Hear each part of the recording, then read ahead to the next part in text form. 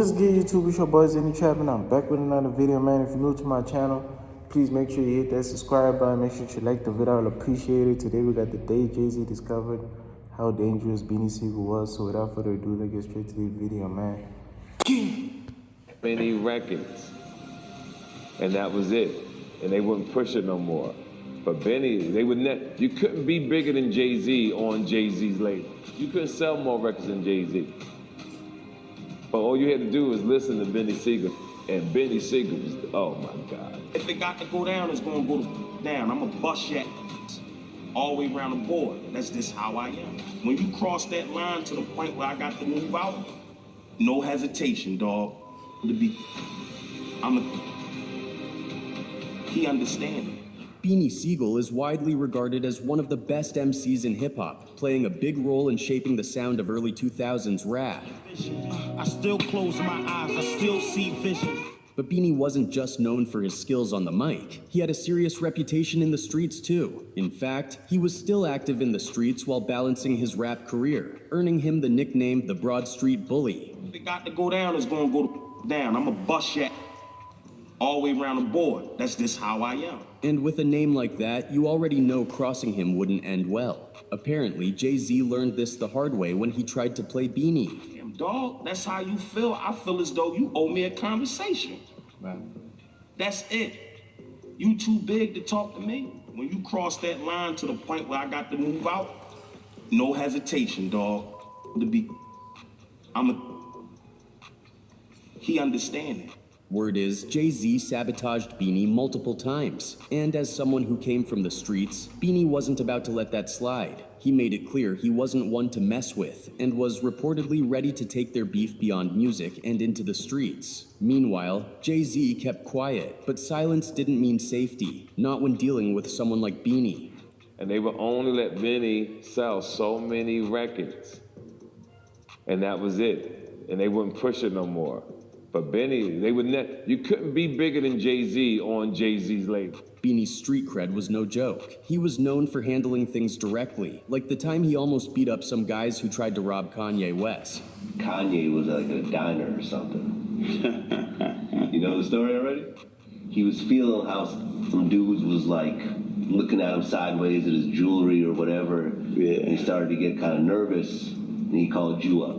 Stories like that solidified his no-nonsense reputation. So when it came to his issues with Jay-Z, Beanie wasn't about to let him off the hook easily. There's a lot to unpack, so let's break it down further. Beanie Sigel's life is the kind of story that belongs on the big screen, a true roller coaster with epic highs and devastating lows. His journey took him to the pinnacle of the rap game, only to see it all come crashing down. From the streets of South Philly to the heights of hip-hop superstardom, Beanie's life is as raw and unfiltered as his music. Born and raised in South Philadelphia, Beanie grew up in a tough environment with his mom and 3 siblings. His relationship with his father was complicated, to say the least. According to Beanie, his dad was around and not around at the same time, creating a void that shaped much of his upbringing. Trouble came early. He started getting into it at just 9 years old. By the time he was 14, Beanie had fully jumped off the porch, immersing himself in a lifestyle that involved robbery, drugs, and all the chaos that came with it.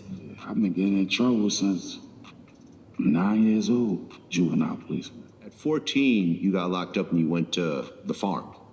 Yeah, Slave Farms. Yeah, I got locked up 14. I think that was probably the same thing, like robbery. The streets of Philly were his stomping grounds, and they molded him into the no-nonsense figure he'd later become. Fast forward to the late 90s. Beanie was still living that street life, but fate had something else in store. One day, while hanging out with his friend Bubonic, a member of Philly's Most Wanted, Beanie ended up in a casual rap battle. It was all fun and games, but Boo was blown away by what he heard. He saw the raw talent Beanie didn't even realize he had, and immediately told him he needed to come to a meeting with Roc-A-Fella Records. Now to set the stage. This was before Roc-A-Fella became the powerhouse it's remembered as today. Jay-Z had dropped Reasonable Doubt in 1996, and while it was a solid debut, the label was far from the behemoth it would eventually become. At that time, Beanie wasn't even thinking about rap as a career. He was more focused on the streets, and on the day of the meeting, had actually planned to hit up a dogfight to play some bets. To him, skipping that for a meeting about music seemed like a waste of time. This kind of thinking would pop up repeatedly in Beanie's life, a tendency to prioritize the streets over everything else. But after some convincing from Boo, who told him this was a real opportunity with contracts on the table, Beanie reluctantly agreed to tag along.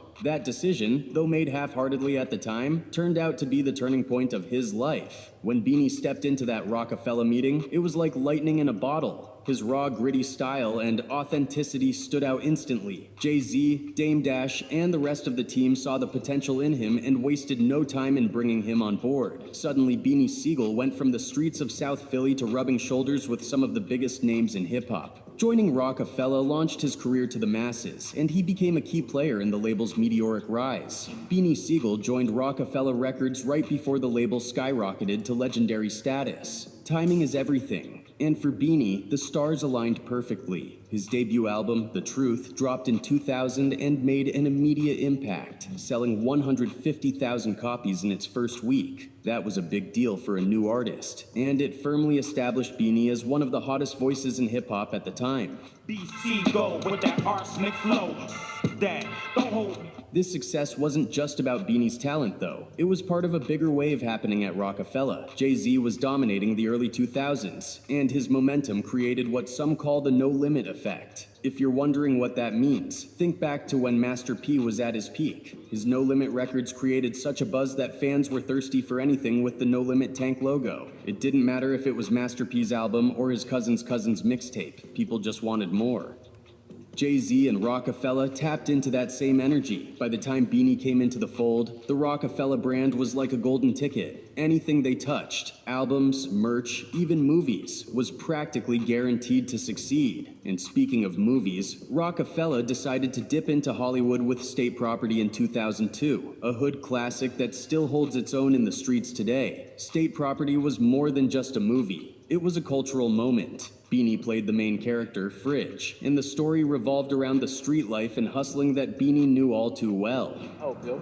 You going to get down or you going to lay down? Honestly, it's hard to say how much of his performance was acting and how much was just Beanie being himself. Either way, he nailed it. The movie was a financial win too, earning $2 million on a modest $600,000 budget. That's the kind of return Roc-A-Fella loved to see. The success of State Property wasn't just about the film. It coincided with the creation of the State Property Rap Group, a collective that Beanie spearheaded alongside Freeway. This wasn't just some thrown-together crew either. State Property had real talent, including Petey Crack, the Young Guns, Neef Buck and Young Chris, Oshino, and Emilio Sparks. Together, they brought a raw energy to Roc-A-Fella that perfectly complemented the label's vibe. Their first project as a group was the State Property movie soundtrack, which featured the now classic Rock the Mic by Beanie and Freeway. That track was everywhere, and it set the stage for their next release, The Chain Gang Vol. 2, in 2003. That album didn't just keep the momentum going, it elevated it. The Young Guns' single... If you guys are new to the channel, please make sure you hit that subscribe button. Make sure you like the video. I would appreciate it. I'm going to see you guys on the next video, man. Peace.